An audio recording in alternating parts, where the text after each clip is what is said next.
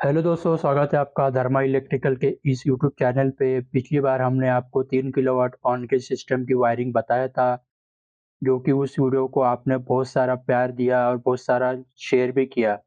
तो आज मैं आपको 10 किलोवाट के ऑन के सिस्टम की वीडियो बताने वाला हूँ, जिसपे कि मैं आपको बताऊँगा कि हमें हमें यहाँ पे पैनल कितने लगते हैं, एसीडीपी कौन-सी लगती है, डीसीडीपी कौन-सी लगती है और पैनल कितने लगते हैं 10 किलोवाट में। तो मैं आपको इससे पूरी जानकारी दूँगा इस वीडियो में, तो आप वीडियो के साथ बने रहिए और वीडियो को शुरू से लेके एंड तक ज़रूर देखिए। अगर आप चैनल पे नए हो तो चैनल को ज़रूर सब्सक्राइब कर लीजिए, यूट्यूब पे सर्च करके आए हो तो चैनल को सब्सक्राइब कीजिए और वीडियो को लाइक कीजिए। तो चलिए दोस्तों, वीडियो को शुरू करते हैं और अभी बताते हैं आपको कि हम आपको आज की इस वीडियो में क्या बताने जा रहे हैं। तो चलिए, जैसे कि आप यहाँ पर देख सकते हैं, थंबनेल में आपने यहाँ पर देख ही लिया। जैसे कि आप देख सकते हैं कि यहाँ पे हमने एक डीसीडीबी यहाँ पर हमने आपको दिखाया हुआ है, जो कि डीसीडीबी यहाँ पर किस तरीके से सिलेक्ट करेंगे आप लोग। तो आपको सबसे पहले ये देखना होगा कि हमारा इन्वर्टर कितने किलोवाट का है। जैसे कि हम यहाँ पर 10 किलोवाट का हम यहाँ पर आपको वायरिंग बता रहे हैं 10 किलोवाट की, और पैनल कितने लगेंगे वो भी बताएँगे इस पे। लेकिन आप एसीडीबी, डीसीडीबी किस तरीके से सिलेक्ट करेंगे? यहाँ पर आपको देख सकते हैं कि यहाँ पर हमने आपको डीसीडीबी यहाँ पर दिखाया हुआ है, जो कि डीसीडीबी में 2 फ्यूज़ लगे हैं और 2 एसपीडी लगी हुई है। 2 इसके इनपुट है, 2 आउटपुट है, यानी कि इसे 2 इन टू आउट डीसीडीबी भी कहा जाता है। अगर आप इस ऐसी भाषा में आप इसको बात समझेंगे तो इसको 2 इन टू आउट भी इसको कहा जाता है। जैसे कि आप यहाँ पर देख सकते हैं कि यहाँ पर एक यहाँ पर फ्यूज़ लगा हुआ है, 2 फ्यूज़ है और 2 एसपीडी है। तो हम यहाँ पर अभी ये डीसीडीबी किस तरीके से सिलेक्ट करेंगे, तो आपको सबसे पहले ये देखना है कि हम इन्वर्टर कौन-सा ले रहे हैं। तो जैसे कि हम इन्वर्टर यहाँ पर पॉलीकैब का 2 एमपीपीटी वाला इन्वर्टर यहाँ पर यूज़ कर रहे हैं। तो आप इसमें सिंगल एमपीपीटी वाला भी आप इन्वर्टर आता है इसमें, तो वो भी यूज़ कर सकते हैं, लेकिन हम यहाँ पर अभी डबल एमपीपीटी वाला यूज़ कर रहे हैं। तो आपको यहाँ पर देखना है कि उसकी वोल्टेज रेंज क्या है, एमपीपीटी रेंज कि वोल्टेज रेंज यहाँ पर क्या है, वो आपको सब कुछ इन्वर्टर में देखना है। पहले आपको इन्वर्टर सिलेक्ट करना पड़ेगा, उसी के बाद में आपको यहाँ पर श्रिंक कितनी बनेगी उसके हिसाब से आपको यहाँ पर देखना है। तो जैसे कि हम यहाँ पर पॉलीकैब का इन्वर्टर यहाँ पर यूज़ कर रहे हैं, हम फॉर एग्ज़ाम्पल यहाँ पर आपको दिखा रहे हैं कि हम पॉलीकैब का इन्वर्टर यहाँ पर यूज़ कर रहे हैं। और यहाँ पर आप देख सकते हैं कि हम 10 किलोवाट के लिए जो पैनल है 540 वाट के यहाँ पर हमने 18 पैनल यहाँ पर यूज़ किया है। अगर आप 575 वाट के यूज़ करेंगे तो आपको 17 पैनल की यहाँ पर ज़रूरत पड़ेगी। अब तो हमने यहाँ पर जो आप देख सकते हैं कि हमने यहाँ पर 18 पैनल का इस्तेमाल किया है, जो कि 540 है। आप इसको 575 भी यहाँ पर आप इस्तेमाल कर सकते हैं। लेकिन यहाँ पे एक स्ट्रिंग में यहाँ पे आपको 9 पैनल मिलेंगे और दूसरी स्ट्रिंग में यहाँ पर आपको 8 पैनल मिलेंगे। तो यहाँ पर आपको 17 और 18 का यहाँ पर आप पैनल की यहाँ पर स्ट्रिंग बनती है। 2 पैनल सॉरी 2 स्ट्रिंग यहाँ पर बनती है 9 पैनल और 9 पैनल की, या फिर आप 17 पैनल यूज़ करेंगे तो 9 पैनल और 8 पैनल की स्ट्रिंग यहाँ पर बनती है। ठीक है, तो हम सबसे पहले यहाँ पर अभी बात करते हैं कि यहाँ पर आप देख सकते हैं कि हमने यहाँ पर डीसीडीपी का इस्तेमाल यहाँ पे किया हुआ है। तो अभी हमें 2 स्ट्रिंग बनाना है यहाँ पर। जैसे कि हमारा इन्वर्टर 2 एमपीपीटी वाला इन्वर्टर है, तो मैं जैसे कि मैं आपको अभी यहाँ पर एमपीपीटी क्या होती है मैं आपको यहाँ पर दिखा देता हूँ। जैसे कि आप देख सकते हैं कि ये पॉलीकैब के इन्वर्टर पे यहाँ पर आपको 2 एमपीपीटी दिख रहा है। एमपीपीटी मतलब यहाँ पर इनपुट सप्लाई यहाँ पर हम कितना दे सकते हैं, उसको हम यहाँ पर एमपीपीटी बोलेंगे। यानी कि maximum power point threshold 2 MPPT यहाँ पर दिया हो, इसका मतलब ये है कि यहाँ पे हमारे 2 स्ट्रिंग बनेगी, यानी कि हमें 10 किलोवाट पे हमें 18 पैनल की ज़रूरत पड़ रही है। अगर 18 पैनल की ज़रूरत पड़ रही है तो 2 एमपीपीटी वहाँ पर दिख रहा है इन्वर्टर में, तो 2 स्ट्रिंग वहाँ पे बनेगी, यानी कि हमें 18 पैनल को 2 भाग में डिवाइड करना है। तो 2 भाग में हम कैसे डिवाइड करेंगे? एक 9 पैनल की स्ट्रिंग बनेगी और दूसरी स्ट्रिंग बनेगी हमारी 9 पैनल की, यानी कि कुल मिला के 18 पैनल हो गए। तो एक स्ट्रिंग बना के हम जाएँगे लगाएँगे इसको पहले फ्यूज़ में और दूसरी स्ट्रिंग बना के हम यहाँ पे लगाएँगे दूसरे फ्यूज़ में। तो चलिए हम एनिमेशन की मदद से यहाँ पर आपको समझा देते हैं कि हम यहाँ पर किस तरीके से यहाँ पर आपको वायरिंग होती है बताते हैं। जैसे कि आप देख सकते हैं कि यहाँ पे हमने एसीडी यहाँ पर डीसीडी भी यहाँ पर लगा दिया है। तो अभी हमको क्या करना है कि जो हमारे जो पैनल है उसकी हमें वायरिंग करना है। तो अभी हम सबसे पहले क्या करेंगे, जो 9 पैनल होंगे पहली स्ट्रिंग के, वो पहली स्ट्रिंग के 9 पैनल हम यहाँ पर लगा देंगे। जैसे कि हमने ऊपर देख सकते हैं 5 पैनल ऊपर लगाए हैं और 4 पैनल नीचे लगा दिए। ये हमारे पैनल अभी यहाँ पर लग चुके हैं और दूसरी स्ट्रिंग के भी पैनल हम अभी लगा देते हैं, जैसे कि आप देख सकते हैं 5 पैनल और 4 पैनल लगा दिए। फिर हम क्या करेंगे, जो हमारा पहला फ्यूज़ है उसपे से हम रेड कलर का वायर निकालेंगे। आप कोई भी कलर का वायर यहाँ पर निकाल सकते हो। सिर्फ़ यहाँ पर आपको ये ध्यान देना है कि यहाँ पर आपको पॉज़िटिव, नेगेटिव अलग-अलग हो यहाँ पर, ठीक है? आप कलर कोई भी ले सकते हैं। वो वायर का तो ज़्यादातर लोग तो 2 कलर के वो वायर यहाँ पे खरीदते नहीं है, तो हम सिंगल कलर के वो जो वायर आते हैं, हम उसी में हम उसको आर्किंग करके हम उसपे नेगेटिव, पॉज़िटिव पोलैरिटी नहीं निकाल देते हैं। तो जैसे कि आप यहाँ पर देख सकते हैं कि हम और पैनल लगाने के बाद में आप यहाँ पर देख सकते हैं कि हर पैनल पे मैंने यहाँ पर पोलैरिटी डिसाइड यहाँ पर मार्किंग करके रखा हूँ पोलैरिटी। आप मैं अभी पैनल को ज़ूम करके दिखा देता हूँ। अगर आप पैनल की तरफ गौर से देखेंगे, तो मैं नेगेटिव, पॉज़िटिव भी यहाँ पर पोलैरिटी मैंने यहाँ पर लगा के दिखाया हुआ है।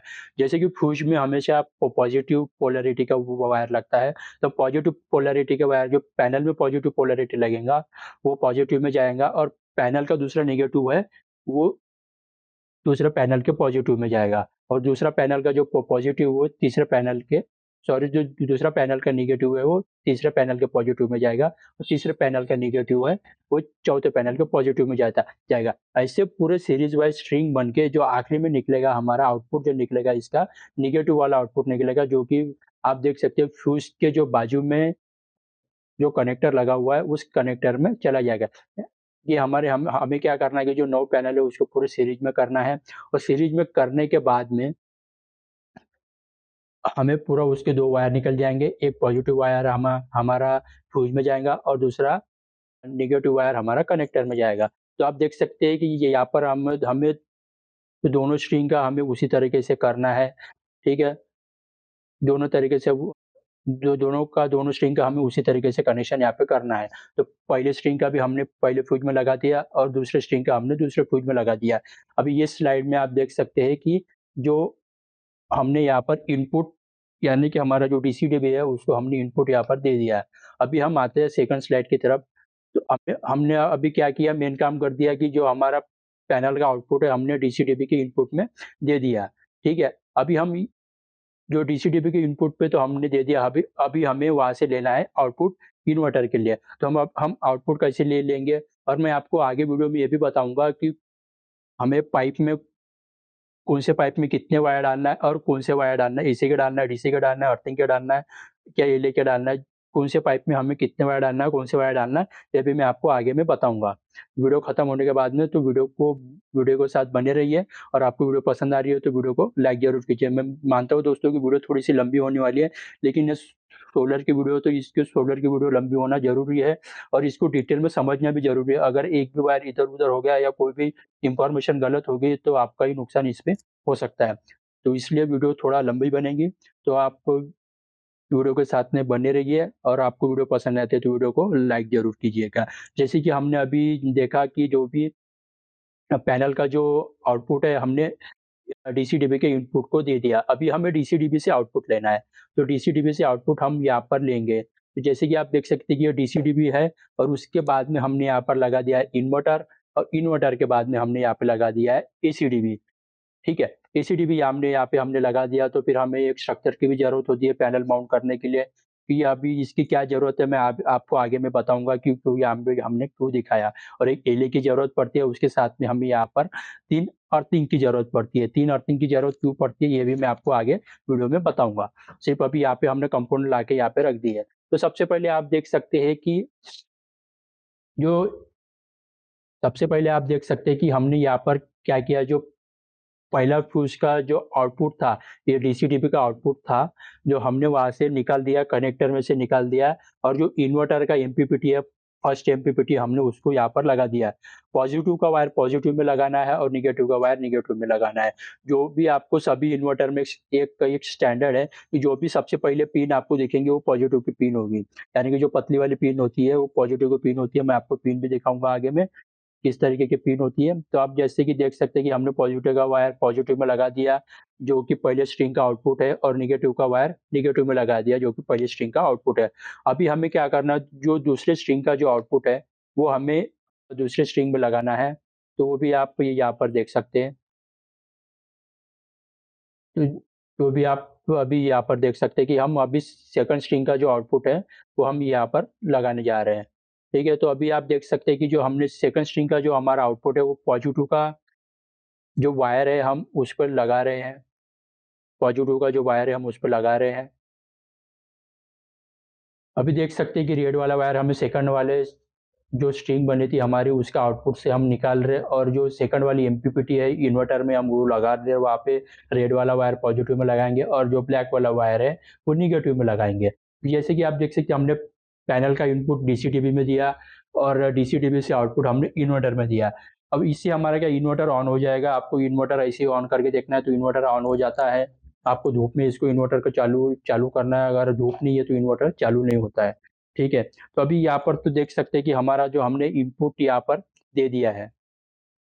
हमने यहाँ पर इनपुट दे दिया। अभी हमें यहाँ से एसी आउटपुट लेना है, तो एसी आउटपुट हम कैसे लेंगे? जो इन्वर्टर में एसी कनेक्टर होता है, वो हम ये यहाँ पर लगा देंगे क्योंकि उसकी अब कनेक्शन बता रहे हैं, जो एसी कनेक्टर लगा हुआ था इन्वर्टर में, हम उसका यहाँ पे कनेक्शन अभी करके बताएँगे। जो कि हम यहाँ पर 3 फेज़ का कनेक्शन कर रहे हैं, तो हमें यहाँ पे रेड, येलो, ब्लू और ब्लैक कलर की ज़रूरत पड़ेगी वायर की। तो अभी हम क्या करेंगे? अभी तो आप देख सकते हैं कि जो इन्वर्टर से निकल रहा है, एसी कनेक्टर लगा हुआ रहता है, एसी कनेक्टर में 5 वायर लगे रहते हैं। ठीक है, तो 5 बार कौन-कौन से रहते हैं मैं दिखा देता हूँ आपको, बता देता हूँ। तो इसी कनेक्टर में हमें सबसे पहले रेड वाला फेस होता है।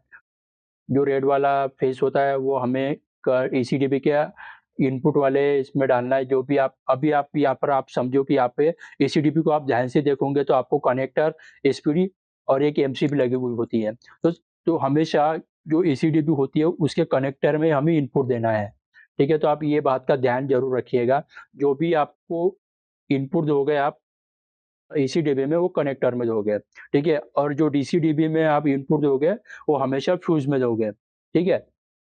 तो अभी आप यहाँ पर देख सकते हो कि हमने रेड वाला फ़ीस निकाल दिया, जो एसी-डीबी के कनेक्टर में डाल दिया रेड वाले में और दूसरा वाला निकाला हमने येलो वाला, जो कि हमने डाल दिया एसी-डीबी के इनपुट वाले कनेक्टर में और तीसरा वाला ब्लू वाला फ़ीस है, जो कि हमने डाल दिया एसी कनेक्टर में, जो कि एसी-डीबी का है ब्लू वाला कनेक्टर और उसके बाद में जो ब्लैक वाला कनेक्टर है, वो हमने यहाँ पर डाल दिया ब्लैक वाला वायर कनेक्टर पे डाल दिया हमने एसी-डीबी के। अभी इसके आगे की प्रोसेस मैं आपको बताता हूँ। अभी दोस्तों आपको यहाँ पर अभी ध्यान से देखो कि जो इन्वर्टर को हम अर्थिंग अभी दे रहे हैं, 3 अर्थिंग यहाँ पर आपको दिख रहे हैं, नीचे में 3 रॉड दिख रही है। तो अभी हम क्या करेंगे, एक अर्थिंग रॉड से अर्थिंग हम का इन्वर्टर को देंगे और उसी इन्वर्टर से हम लूपिंग करके जो एसी-डीबी में एसपीडी लगी हुई है, सर्ज प्रोटेक्शन डिवाइस, उसको भी हम देंगे। एसी-डीबी को और एसी-डीबी का जो एसपीडी है और इन्वर्टर को हम एक ही अर्थिंग से कनेक्ट करेंगे, यानी कि इन्वर्टर का भी जो अर्थिंग रहेगा वो एसी एसी अर्थिंग से ही जाएगा और एसपीडी का भी जो अर्थिंग रहेगा वो एसी अर्थिंग से ही जाएगा। तो ये इस बात का आपको ध्यान देना है, ठीक है? और उसके उसके बाद में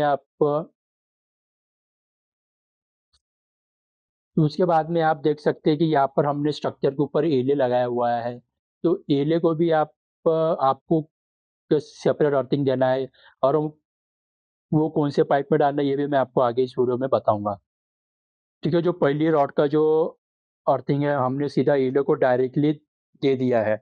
अभी आप देख सकते हैं कि जो बीच वाली रॉड है यानी कि जो सेंटर वाली रॉड है वो अभी हमें अभी उसको क्या करना है, जो डीसी-डीबी है उसको हमें दे देना है। डीसी-डीबी का जो अर्थिंग है यानी डीसी अर्थिंग जो बोलेंगे हम उसे, जो सेंटर वाली रॉड है उसको हम डीसी अर्थिंग यहाँ पर दे देंगे एसपीडी में, जो कि डीसी एसपीडी है।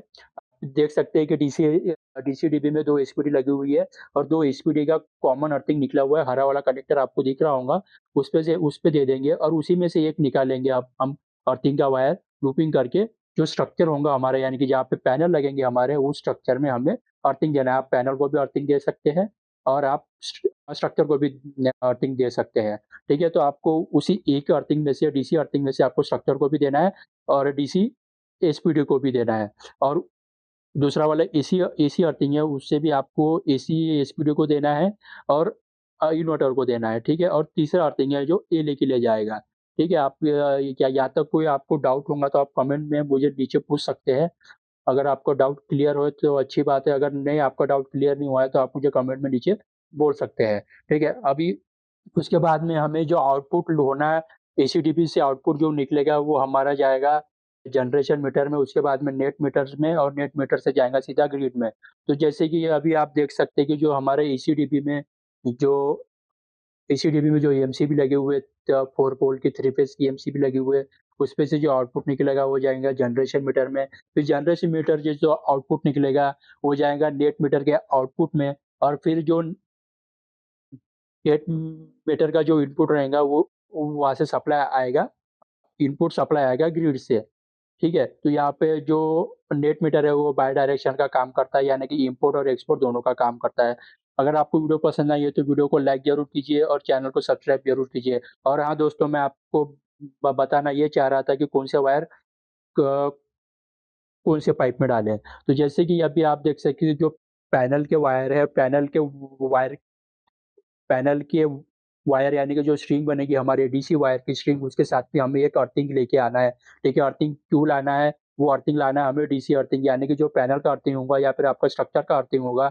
जैसे कि आप यहाँ पर देख सकें कि यहाँ पर हमारे 2 स्ट्रिंग बने हुए हैं। तो 2 स्ट्रिंग बने हुए हैं तो यहाँ पर हमारा डीसी वायर 4 आएगा। यानी एक स्ट्रिंग के 2 वायर आएँगे और दूसरे स्ट्रिंग के 2 वायर, प्लस इसके हो गए 4 वायर, और ऊपर से 1 वायर और आएगा अर्थिंग का। यानी आप इसको पैनल को अर्थिंग देना है, आप पैनल को दे सकते हैं, या फिर पैनल के अलावा आप जो स्ट्रक्चर है उसको आप उसपे स्क्रू लगा के स्ट्रक्चर को अर्थिंग दे सकते हैं। यानी कि ये हो गए 5 वायर। आपको डीसी वायर 4 लाना है और एक अर्थिंग वायर लाना है, ठीक है? और जो डीसी वायर जो ल आप लेकर आओगे वो इनपुट जाएगा डीसी-डीबी में, और जो उसके साथ में आप 1 वायर लाओगे अर्थिंग का वायर, वो यहाँ पे डीसी-एसपीडी में जाएगा जो कि डीसी-डीबी का होगा, ठीक है? उसपे से वो एक पाइप हो गया जो आएगा आपका स्ट्रक्चर की तरफ से डायरेक्ट डीसी-डीबी में आएगा, ठीक है? और ये हो गया एक पहला पाइप जो वहाँ से आया। फिर उसके आजू-बाजू में तो आपका ये डीबी लग जाएगा और इन्वर्टर लग जाएँगे, तो उसके नीचे में आपकी केबल ट्रे आ जाती है।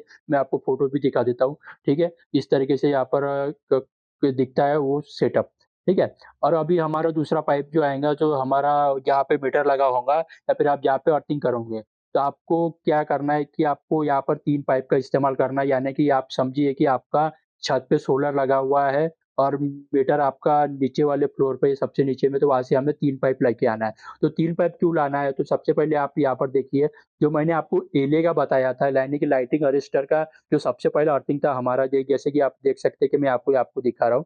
ये जो सबसे पहला जो अर्थिंग था, इसका हमें क्या करना है, एले का वायर कभी भी हमें सेपरेट ही लेके आना है। एले के वायर के साथ में हमें कोई भी वायर नहीं रखना है, ठीक है? एले का वायर हमें एक पाइप में एक ही वायर रखना है, चाहे चाहे आप इसमें पौन इंची का पाइप लगाओ या फिर 1 इंची का पाइप लगाओ, ठीक है? 19 एमएम का या फिर 25 एमएम का पाइप, जो भी पाइप आपको लगाना है, आपकी क्या करें, यहाँ पर जो एले का वायर है, अर्थिंग वायर, वो आप इसमें सेपरेट ही लेके आएँगे। जब क्योंकि क्या होता है, जब भी बिजली गिरती है, तो एले पे पड़ती है, तो कभी-कभी क्या हो जाता है कि जो एले का वायर जो है, यानी कि एले का जो अर्थिंग है, वो खराब हो जाता है, यानी कि जल जाता है। कभी-कभी कभार ऐसा होता है।